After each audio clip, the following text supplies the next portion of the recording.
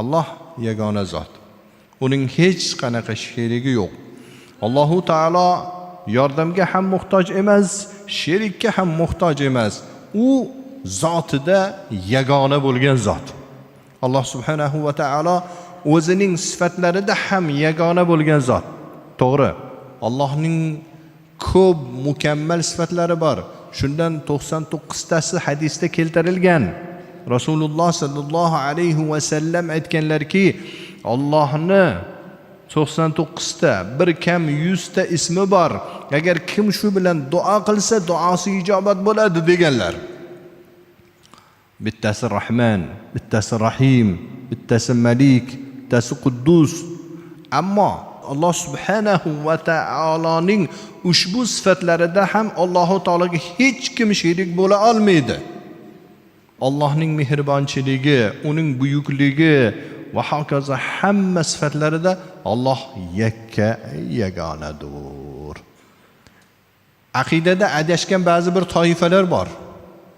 Allohu taoloni sifatlarini, go'zal ismlarini inkor etadigan toifalar bor. Nimaymish? Agar Allohu taoloning ko'plab sifatlari bor desang, Allohga shirk keltirib qo'yasan dermish. Mutlaqan noto'g'ri narsa. Hadislarda kelib turibdi, Qur'oni Karimda kelib turibdi Alloh taoloning sifatlari.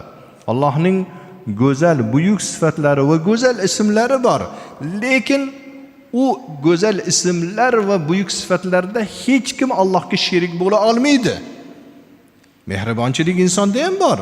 Misol uchun ona farzandiga mehribon, ota farzandiga mehribon, lekin bu bandaning mehribonchiligi Allohning mehribonchiligining oldida Alloh bilan bandaning o'rtasida qancha farq bo'lsa shunchalar. O'xshatib bo'lmaydi. Alloh taolaning fe'lida ham sherigi yo'q. Alloh taolo har bir narsani kun degan, bo'l degan bo'ladi, tamom. Unga yordamchi kerak emas. Na farishtalardan, na insonlardan, na jinlardan yordamchi kerak emas. Demak, biz bitta narsani yaxshi bilishimiz kerak. Biz ibodat qilganda ham ana shu yagona zotning o'ziga xolis ibodat qilishimiz kerak. Ibodatda, duoda hech bir narsani sherik qilmasligimiz, yagona yolg'iz zotning o'zigagina ibodat va o'zidagina yordam so'rashimiz kerak.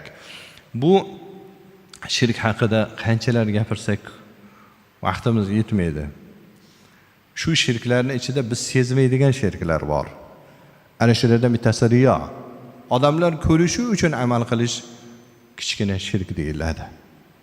Misol uchun odamlar ko'rsin uchun ihson qilish. Odamlar ko'rsin uchun, odamlar eshitsin uchun haj qilish, umra qilish va hokazo.